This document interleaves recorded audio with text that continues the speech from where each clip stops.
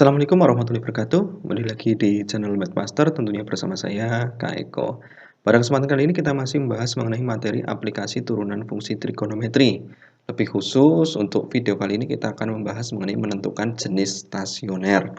Namun sebelum kita lanjut, jangan lupa untuk like, comment, share, dan subscribe video ini. Semoga videonya bermanfaat dan mudah-mudahan bisa menjadi amal jariah untuk kakak tentunya. Amin. Seperti biasa untuk adik-adik yang belum sholat dan beribadah, silakan untuk sholat dan ibadah terlebih dahulu. Karena sholat dan ibadah merupakan hal yang paling utama. Oke? Oke, kalau sudah good, kita langsung saja lanjut ke materi menentukan jenis stasioner. Namun sebelum kita lanjut, untuk materi prasyaratnya, silakan kalian pahami terlebih dahulu mengenai turunan fungsi aljabar. Di mana rumus dasar turunan fungsi aljabar ada 3 bentuk di sini, yaitu fx sama dengan k yang adalah konstanta, turunan dari konstanta itu 0, ya. Kemudian kalau fx sama dengan ax, di mana x-nya pangkat 1, a itu koefisien, x itu variabel, maka turunannya itu koefisiennya saja, x-nya hilang, ya, hanya a saja. Kemudian yang ketiga, fx sama dengan ax pangkat n, bentuk pangkat, ya. Maka turunan pertamanya itu a kalikan n kalikan x pangkat n min 1, x pangkat n min 1, gitu ya. Nah, lebih jelasnya kita masuk ke contoh soal saja. Nah, ini bentuk pertama, fx sama dengan 5. 5 itu kan konstanta atau bilangan saja. Maka ini masuk ke bentuk pertama. Turunannya yaitu 0. Jadi f aksen x sama dengan 0. Turunan dari 5 itu 0. Turunan dari min 3 itu kan bilangan saja, tidak memuat variabel, maka sama saja dengan 0 juga. F aksen x sama dengan 0. Turunan dari 5 itu 0, turunan dari min 3 itu 0. Sekarang nomor 3, fx sama dengan 2x. 2x itu masuk bentuk yang kedua ini, ax. Ax, maka turunannya yaitu a. Nah, x-nya kan pangkat 1. X-nya pangkat 1. Ax. A-nya 2, x-nya hilang. Berarti tinggal 2 saja ini. Turunannya kan a. Turunannya berarti a. Turunan 2x berarti 2. F aksen x sama dengan 2. Ini pun sama, ax. A-nya min 5, x-nya hilang. Berarti turunan kedua pertamanya yaitu f aksen x sama dengan min 5. Kemudian nomor 5, fx sama dengan 3x kuadrat. Nah, ini bentuk kuadrat. Ini bentuk pangkat. Ax pangkat n. A-nya 3, n-nya 2. X, ya. Ya, turunannya itu an 3 kali 2, ya. X pangkat n min 1, x pangkat n min 1, n-nya 2, x pangkat 2 min 1. 3 kali 2 itu 6, 2 min 1 itu 1, jadi x pangkat 1. X pangkat 1 nggak usah ditulis, nggak apa-apa. Jadi 6x. Sekarang nomor 6. Ini bentuknya juga bentuk pangkat, min 2, x pangkat 5, dengan a-nya itu min 2, n-nya 5, jadi a kali n, an, min 2 kali 5. Min 2 kali 5, x pangkat n min 1, 5 min 1, gitu. Min 2 kali 5 itu min 10, x pangkat 5 min 1, 5 min 1 itu 4, jadi x pangkat 4, itu turunannya. Kemudian nomor 7, fx sama dengan 5x min 7. Nah, turunan operasi penjumlahan atau pengurangan seperti ini, kita turunkan setiap sukunya dulu. Turunan dari 5x, 5x itu bentuk ax, nah turunannya kan a. Oh, turunan dari 5x berarti ya x-nya hilang, tinggal 5 saja. Oh, berarti turunan dari 5x itu 5. Turunan dari min 7, min tetap tulis min. Turunan dari 7 yaitu 0. 0. 5 min 0, 5. Jadi turunan dari 5x min 7 adalah di 5. Kemudian turunan dari 3x kuadrat min 2x plus 7. Ini pun sama, kita turunkan setiap sukunya karena ini operasi pengurangan dan penjumlahan. Suku pertama 3x kuadrat, turunannya yaitu ini tadi. 6x dengan rinciannya seperti ini, 3 kali 2 kalikan x pangkat 2 min 1, gitu. Ini turunannya dari 3x kuadrat. Min 2x, ya, min 2x turunannya yaitu ini, 2x turunannya 2, min 2, ya, min tetap min, turunan 2x itu 2, plus turunan 7, 7 itu kan k konstanta, turunan 7 itu 0, oh 0, gitu. Sekarang kita selesaikan, 3 kali 2 kalikan x pangkat 2 min 1. Nah, ini kan hasilnya 6x min 2 plus 0, nggak usah ditulis, nggak apa-apa. Jadi turunan dari 3x kuadrat min 2x plus 7 adalah 6x min 2. Gitu untuk turunan fungsi aljabar. Semoga dari paham. Kalau udah paham, good. Kita lanjut ke materi prasyarat yang lain, yaitu turunan fungsi trigonometri rumus dasarnya, yaitu turunan dari sin adalah cos, turunan dari cos adalah min sin. Ingat-ingat, ya. Fx sama dengan sin x, maka f aksen x-nya adalah cos x. Jadi turunan dari sin adalah cos, turunan cos adalah min sin. Ingat-ingat. Kemudian setelah itu kalian juga harus pahami mengenai turunan dari bentuk K sin U dan K cos U. Kemudian turunan perkalian dan pembagian fungsi trigonometri, yaitu bentuk U kali V dan U per V, itu harus paham juga. Kemudian turunan menggunakan aturan rantai, itu juga harus paham untuk bentuk pangkatnya. Kemudian untuk turunan kedua fungsi trigonometri juga harus paham. Nah, kesemuanya sudah kalian pelajari di materi bab sebelumnya, yaitu turunan trigonometri. Untuk link materinya ada di kolom deskripsi, ya nanti bisa kalian ingat-ingat kembali. Nah, sekarang lanjut ke materi prasyarat selanjutnya, yaitu persamaan trigonometri dasar. Ada 3 jenis di sini persamaan, yaitu persamaan sinus, kosinus, dan tangen. Di mana persamaan sinus bentuknya yaitu sin X sama dengan sin alfa dan sin X sama dengan K. Kalau ada bentuk seperti ini yang bentuk kedua, maka kita rubah dulu K-nya ke dalam bentuk sinus, ya. Karena mau persamaan sinus ya harus sin sama dengan sin gitu. Jadi K-nya berubah ke dalam bentuk sin alfa.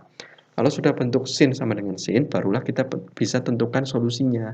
Dengan cara, ini rumus solusinya, yaitu X sama dengan alfa plus K kali 360 derajat, dan X sama dengan 180 min alfa plus K kali 360 derajat. Kemudian yang kedua, persamaan kosinus. Bentuknya yaitu cos X sama dengan cos alfa, dan cos X sama dengan K. Kalau bentuknya seperti ini, cos X sama dengan K, kita rubah dulu K-nya yang konstanta ini ke dalam bentuk cos alfa. Nanti kalau sudah bentuk cos sama dengan cos, barulah kita bisa cari solusinya, yaitu X sama dengan alfa plus K kali 360 dan X sama dengan min alfa plus K kali 360 derajat untuk persamaan kosinusnya. Kemudian bila persamaan tangen, nah, tan X sama dengan tan alfa dan tan X sama dengan K. Apabila bentuknya seperti ini soalnya, tan X sama dengan K, maka K-nya kita rubah dulu ke dalam bentuk tan alfa. Apabila sudah dalam bentuk tan sama dengan tan, barulah kita bisa selesaikan dengan menggunakan rumus X sama dengan alfa plus K kali 180 derajat. Gitu. Ingat-ingat bahwasanya sinus dan kosinus satu periodenya itu 360 derajat. Maka dia ditambahkan 360 derajat semua. Sementara untuk tangen satu periodenya itu 180 derajat. Makanya ini ditambahkan 180 derajat untuk solusi dari persamaan tangen seperti itu. Lebih jelasnya untuk materi prasyarat persamaan trigonometri dasar itu bisa kalian pelajari di video materi persamaan trigonometri dasar yang linknya ada di kolom deskripsi dan kolom komentar. Gitu ya. Kita lanjut ke materi prasyarat yang lainnya, yaitu nilai perbandingan trigonometri untuk sudut istimewa. Sudut istimewa yaitu 0 derajat, 30 derajat, 45 derajat, 60 derajat, dan 90 derajat. Nah, kita hafalkan untuk sinelnya saja. Sin 0 itu 0, sin 30 itu setengah, sin 45 itu setengah akar 2, sin 60 itu setengah akar 3, sin 90 itu 1. Kemudian untuk nilai kosinus tinggal kita balik tulisan nilai yang di belakang, kita tulis di depan sendiri. Ya, 1 tulis 1, setengah akar 3, setengah akar 3, setengah tulis ini setengah akar 2, ya setengah akar 2 tulis setengah akar 2, setengah tulis setengah, kemudian 0 tulis 0 gitu ya. Jadi yang belakang nulisnya dari belakang ke depan ini hasilnya. Kemudian tan itu tinggal sini dibagi cos saja. Jadi tan 0 itu ya 0 bagi 1, yaitu 0. Tan 30 ya setengah bagi setengah akar 3. Setengahnya coret, jadi 1 per akar 3. 1 per akar 3 itu sama dengan 1 per 3 akar 3. Tan 45 derajat itu setengah akar 2 bagi setengah akar 2. Ini kan sama. Nah, karena sama dibagi berarti kan 1 hasilnya. Tan 60, nah ini setengah akar 3 bagi setengah, coret-coret, oh hasilnya akar 3 per 1, akar 3 per 1 hasilnya sama saja dengan akar 3. Kemudian tan 90 derajat, 1 bagi 0, 1 bagi 0 itu tidak terdefinisi. Nah ini harus hafal untuk nilai perbandingan trigonometri pada sudut istimewa. Oke, kalau udah paham, good, kita lanjut saja langsung ke materi intinya, yaitu jenis stasioner. Nah, untuk jenis stasioner ya diketahui fungsi fx-nya adalah ini. Nah, fungsinya diketahui fx ya. Maka stasioner sebagai titik maksimum syaratnya itu jika turunan kedua dari fungsi x-nya, f double aksen x-nya itu kurang dari 0. Sementara jika dia itu stasioner sebagai titik belok itu jika f double aksen x-nya sama dengan 0 ya. Nah, kemudian untuk titik stasioner sebagai titik minimum, maka syaratnya yaitu f double aksen, ini double aksen ya, bukan aksen saja. Aksennya ada dua, F double aksen. F double aksen X-nya sama dengan lebih dari 0 ya. Jadi F double aksen X lebih dari 0 untuk stasioner sebagai titik minimum. Jadi F double aksen X kurang dari 0 itu titik maksimum ya. Turunan kedua fungsi X itu kurang dari 0 berarti dia stasioner sebagai titik maksimum. Kalau F turunan kedua fungsi X sama dengan 0 berarti dia stasioner sebagai titik belok. Kalau turunan kedua fungsi Fx lebih dari 0 berarti dia sebagai titik minimum. Seperti itu ya. Lebih jelasnya kita masuk saja ke contoh soal ya. Contoh soalnya diberikan fungsi f didefinisikan sebagai fx sama dengan sin 2x pada interval 0 ya sampai pi. X lebih dari sama dengan 0 kurang dari sama dengan pi. Tentukan titik stasioner dan jenisnya. Ya. Karena dicari titik stasioner dan jenisnya, berarti langkah pertama tentukan dulu titik stasionernya.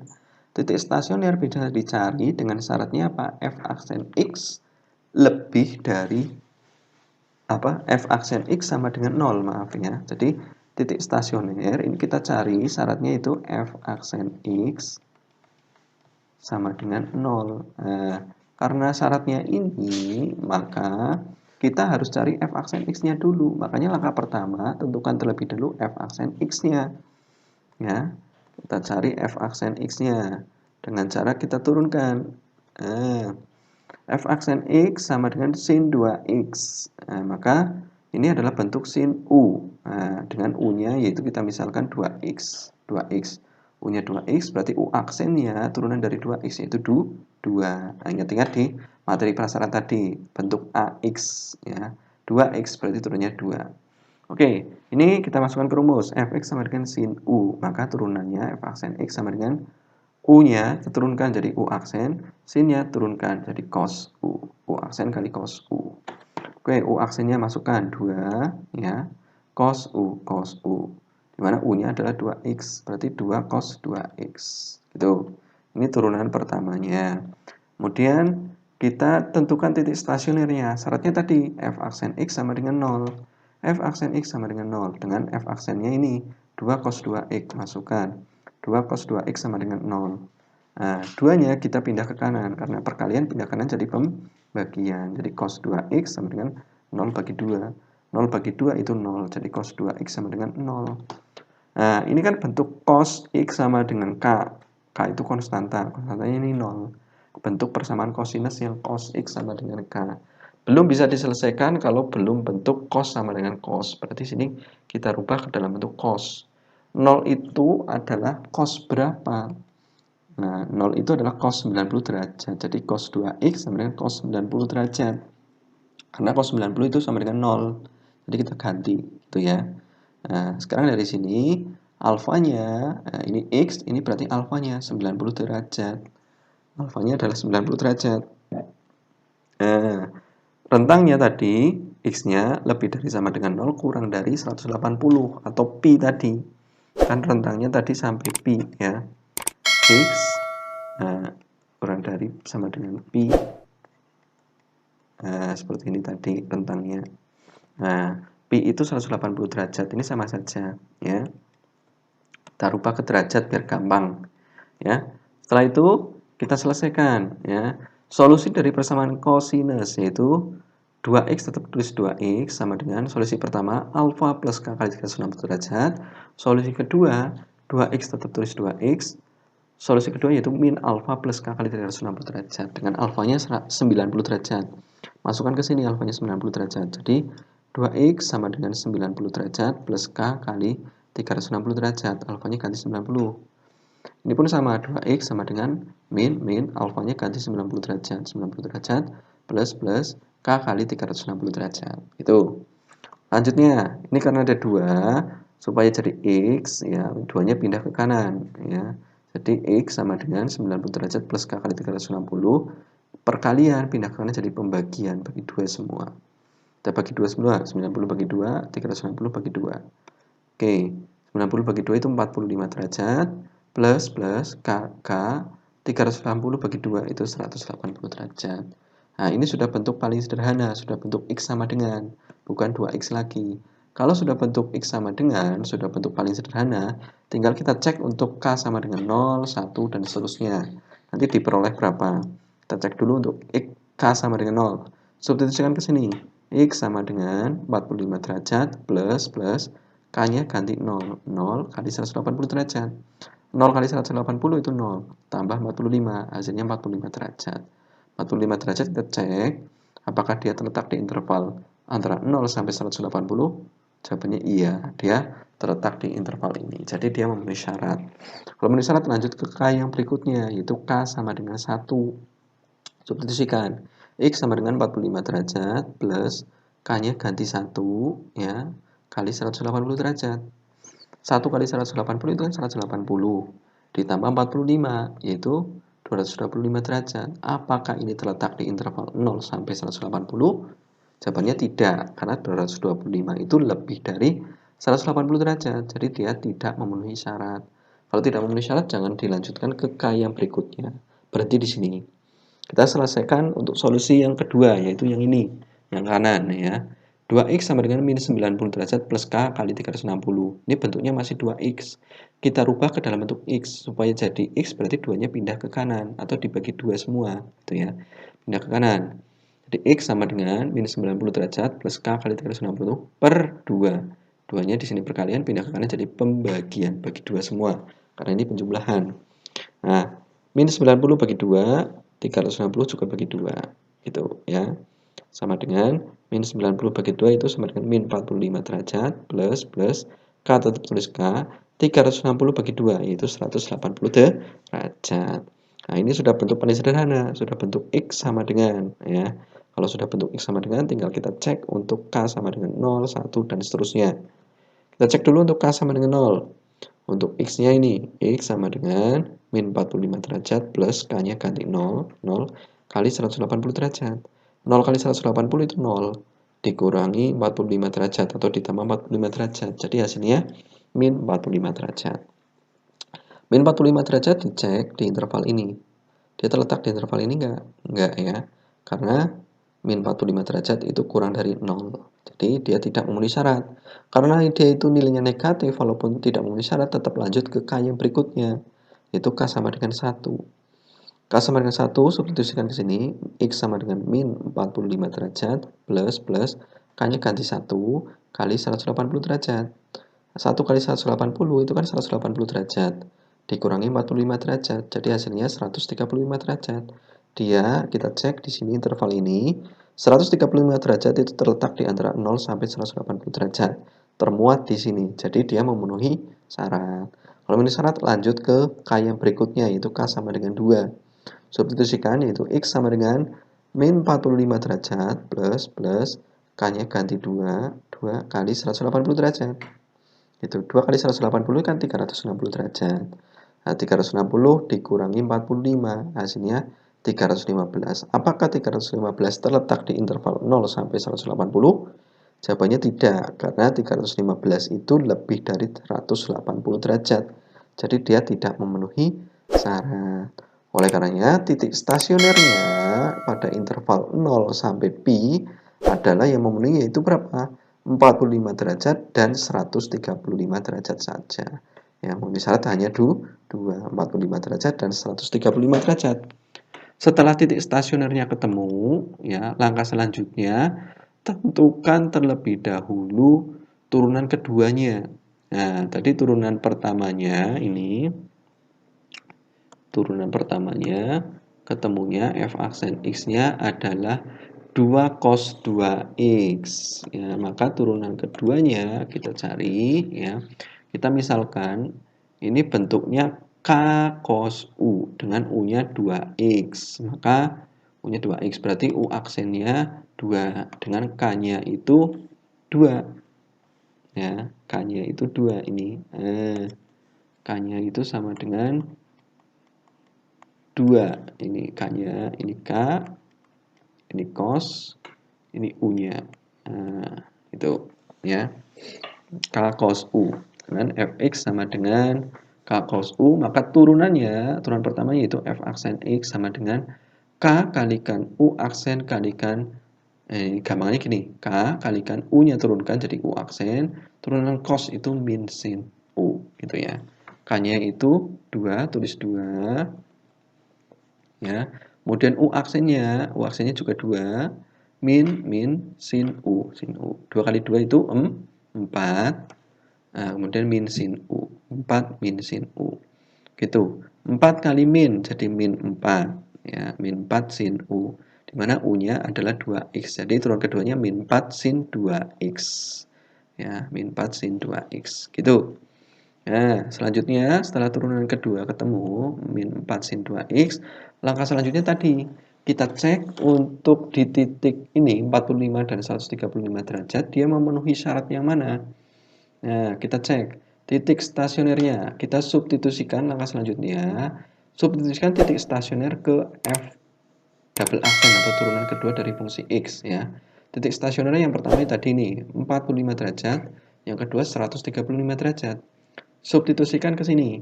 F double aksen X-nya yaitu min 4 sin 2X, ya. Kita cek sama-sama untuk nilai stasionernya. Yang pertama, kita cek untuk X 45 derajat. Berarti F double aksen untuk X-nya ganti 45 derajat sama dengan min 4 sin 2 kalikan X-nya ganti 45 derajat ini. 2 kali 45 derajat kan 90 derajat, ya. Jadi sama dengan min 4 sin 90 derajat. Sin 90 itu 1. Jadi min 4 kali 1. Hasilnya min 4. Nah, min 4 ini dia itu lebih atau kurang dari 0. Nah, min 4 itu ternyata dia adalah kurang dari 0. Min 4 itu kurang dari 0. Karena kurang dari 0, maka sini F double aksennya juga kurang dari 0, ya kan? Nih. Nah, kurang dari 0. Karena kurang dari 0, maka jenis stasionernya ini masuk syaratnya tadi. Ingat-ingat di awal. Ketika turunan kedua dari fungsi X kok nilainya kurang dari 0, dia adalah stasioner sebagai titik maksimum. Ingat-ingat, ya. Kemudian kita cek lagi untuk X yang sama dengan 135 derajat. Kita cek masukkan ke turunan kedua fungsinya. Nah, F double aksen ini 135 derajat, ya, bukan 45.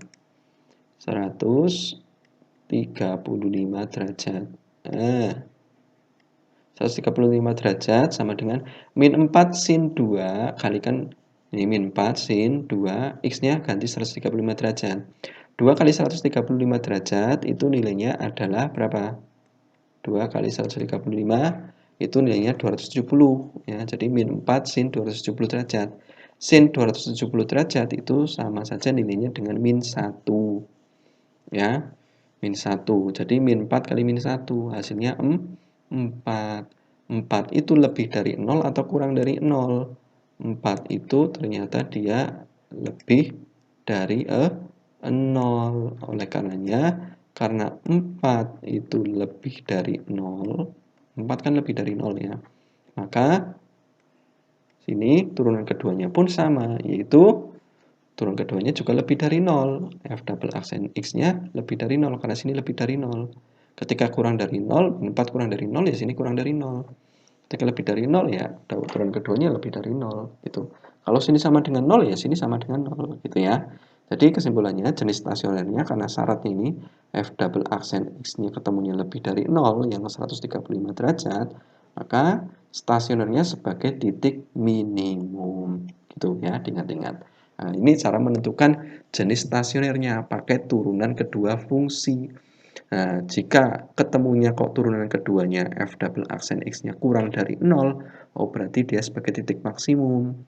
Kalau F double aksen X-nya lebih dari 0, berarti dia titik minimum. Seperti itu, ya. Semoga adik-adik paham. Kalau udah paham, good. Kita lanjutkan ke contoh soal atau latihan soal, ya. Ke latihan soal saja, biar tidak berlanjut terlalu lama ya. Jadi untuk latihan soalnya diberikan seperti ini ya. Apabila tadi di contoh soal pembahasannya itu adik-adik menemui kesulitan, silakan kesulitannya bisa dituliskan di kolom komentar biar nanti kita bahas sama-sama ya. Kalau tidak ada good ya, silakan kerjakan latihan soalnya. Ada 3 soal di sini, silakan dikerjakan. Pi itu 180, 2pi itu 360 derajat. Ingat-ingat ya. Ini bentuknya sama seperti contoh soal tadi. Nah, langkah-langkahnya sama, plek ini. Cuma diganti fungsinya dan intervalnya saja. Gitu. Nah, silakan kalau nanti ada pertanyaan tuliskan di kolom komentar. Kalau tidak ada hasil latihan soalnya bisa dituliskan di kolom komentar. Jawabannya tuliskan komentar. Nanti kita cek sama-sama jawabannya sudah betul atau perlu diperbaiki. Gitu ya. Kurang lebihnya kakak mohon maaf. Jangan lupa untuk like, comment, share, dan subscribe video ini. Semoga videonya bermanfaat dan mudah-mudahan bisa menjadi amal jariah untuk kakak tentunya. Akhiri, subhanakallahumma wa bihamdika, asyhadu an la ilaha illa anta, astaghfiruka wa atubu ilaik. Sekian, assalamualaikum warahmatullahi wabarakatuh. See you.